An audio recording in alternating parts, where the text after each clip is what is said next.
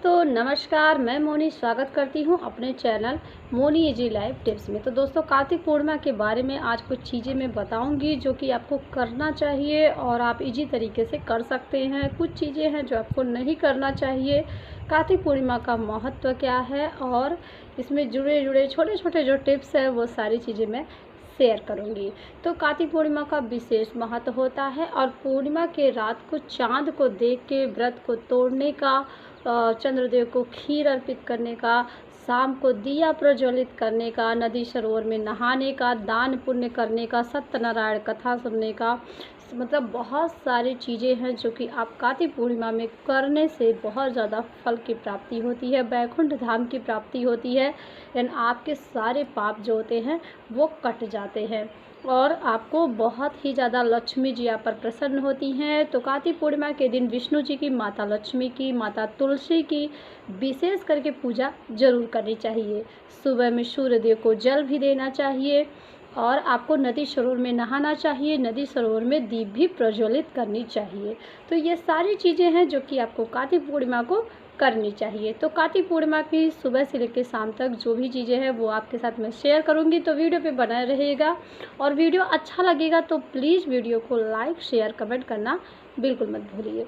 तो चलिए वीडियो पे आगे बढ़ते हैं। तो पहली चीज़ कि अगर आप कार्तिक पूर्णिमा के दिन कहीं जा रहे हैं तीर्थ स्थलों पे, तो एक दिन पहले ही आप चले जाइए और कार्तिक पूर्णिमा की सुबह को, इसमें क्या होता है जितना ही रात हो, सुबह में जितना ही रात हो, तारे हों, सूर्य ना उगे हों, उतने जल्दी आप स्नान करके दीप प्रज्वलित कर दें तो आपको काफ़ी फल की प्राप्ति होती है। इसका विशेष महत्व होता है। तो कार्तिक पूर्णिमा की रात को, यानी इस बार तो 5 नवंबर को पड़ रहा है, तो आप 4 नवंबर की रात 12 बजे से सुबह 4:30 बजे के अंदर अगर आप नहाते हैं, दीप प्रज्वलित करते हैं तो आपको बहुत ज़्यादा फल की प्राप्ति होती है। 362 बाती एक दिए में रखकर घी डालकर आप जला सकते हैं। 108 बातियाँ वाला दीपक जला सकते हैं, 11 दीपक जला सकते हैं, 7 जला सकते हैं, 5 दीपक जला सकते हैं। तो आपके साथ बहुत सारे ऑप्शन हैं, जो आपके लिए सही हो, जो आप कर सकते हैं ज़रूर करिए।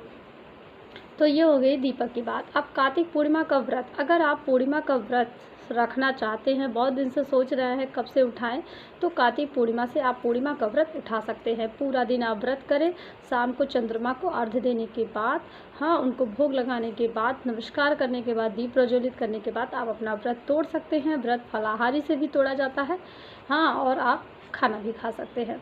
तो ये हो गया। तो पूर्णिमा का व्रत आप दिन भर रह सकते हैं। इस बार पूर्णिमा जो है वो 4 नवंबर को रात को 10 बजे से स्टार्ट होगा और 5 नवंबर को शाम को 5:30 के करीब ख़त्म हो जाएगा। इसलिए आप 5 नवंबर को ही कार्तिक पूर्णिमा मनाएं, क्योंकि सुबह जो स्नान करेंगे वो पूर्णिमा में ही होना चाहिए। ठीक है। तो क्या चीज़ें आपको नहीं करनी है, जैसे कि आपको बाल नहीं धुलना है, आपको कार्तिक पूर्णिमा के दिन बाल नहीं धुलना है, बाल कटवाने नहीं है, दाढ़ी वगैरह नहीं बनवाना है, ये सब काम वर्जित होता है। ठीक है। कार्तिक पूर्णिमा के दिन अगर आप लहसुन प्याज नहीं खाते हैं तो बहुत ही अच्छा है। बिना नहाए आपको उस दिन नहीं रहना है। वैसे तो लोग क्या करते हैं ना, कभी कभी ऐसा हो जाता है हमारे साथ कि हम उस दिन नहा नहीं पाते हैं। जेंट्स लोग अक्सर नहीं नहाते हैं, कभी कभी कहीं फंस जाते हैं काम वगैरह के चक्कर में तो नहीं नहाते। छोटे बच्चे तो नहीं नहलाते, पर ऐसा नहीं करना। बच्चे से लेकर बूढ़े तक सबको कार्तिक पूर्णिमा के दिन स्नान करना बहुत ज़रूरी होता है। तो आप स्नान उनको करें। अगर आपको लग रहा है कि नदी सरोवर में ठंडा पानी है, छोटे बच्चों की बात हो रही है, प्रेग्नेंट महिला है, उनके छोटे बच्चे हैं, तो वो नदी सरोवर में ना रहकर अपने घर पर ही नहा ले। बाथरूम में पानी में गंगा जल डाल के और गुलाब डाल के आप अच्छे से नहाकर घर पर ही पूजा अर्चना करके दीप प्रज्वलित कर सकते हैं। घर पे दीप प्रज्वलित कैसे करें? अगर आप नदी सरोवर में नहीं जा रहे हैं तो घर पे दीप प्रज्वलित कैसे करें?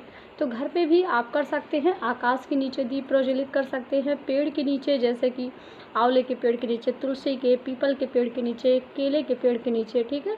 अपने मंदिर में, आंगन में, द्वार पे, तो यहाँ सब दीपक प्रज्वलित कर सकते हैं, क्योंकि कार्तिक पूर्णिमा को देव दीपावली भी कहा जाता है। जितना ही दीपक जलाइए उतना ही अच्छा होता है, आपकी व्यवस्था के अनुसार होता है जितना आप जला सकते हैं। तो ये सारी चीज़ें हैं जो कि आपको करना है। जो लोग तुलसी विवाह नहीं किए हैं एकादशी के दिन, वो कार्तिक पूर्णिमा के दिन कर सकते हैं। सुबह में शादी करिए, शाम को उनकी विदाई कर दीजिए। ठीक है। और अगर किसी ने एकादशी को विवाह किया है तो वो पूर्णिमा के दिन तुलसी मैया का विदाई करें। तुलसी मैया का विदाई करते समय खोइछा भरें, खीर पूड़ी बनाएं, ठीक है, 7-5 जगह रखें, उसके बाद ही उनकी विदाई करें। अगर आप कोई नहीं ले किसी के घर नहीं देना चाहते हैं तो आप मंदिर पे ले जाके तुलसी जी को रख दीजिए और उनसे उनका आशीर्वाद ले लीजिए, ठीक है, उनसे सौभाग्य ले लीजिए, सिंदूर वगैरह लगा लीजिए, तुलसी जी को विदा करते समय उनको भी लगा दीजिए, खुद भी लगाइए।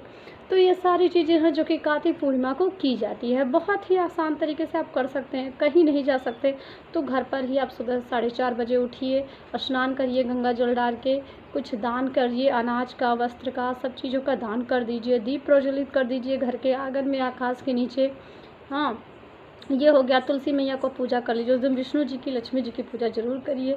ये सब हो गया। उसके बाद आप चाहें तो दिन भर व्रत रह सकते हैं। अगर आप व्रत नहीं रहते हैं तो इतना तो कर ही सकते हैं कि शुद्ध सात्विक भोजन खाएं, शाकाहारी भोजन खाएं एंड लहसुन प्याज के बिना भी खाएं, ठीक है। तो ये सारी चीज़ें आप कार्तिक पूर्णिमा को करके पूरा फल की प्राप्ति कर सकते हैं, वैकुंठ धाम की प्राप्ति कर सकते हैं।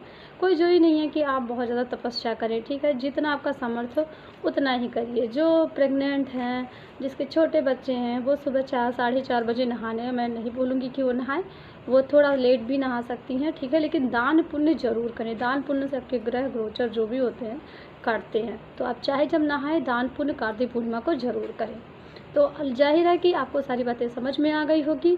घर पे दीप अगर नदी सरोवर में नहीं जा रहा है तो घर पे कैसे नदी सरोवर जैसा गंगा नदी वाला दीपक कैसे प्रज्वलित करें, उसको भी मैं बताई हूँ। मेरे दूसरे वीडियो में वो चीज़ शेयर किया है। तो इससे पहले मैंने वो वाला वीडियो शेयर किया है, चैनल पर जाकर आप चेक कर सकते हैं। आप देख लीजिएगा कि अगर नदी सरोवर में दीपक नहीं जला सकते तो घर पर कैसे जलाएं।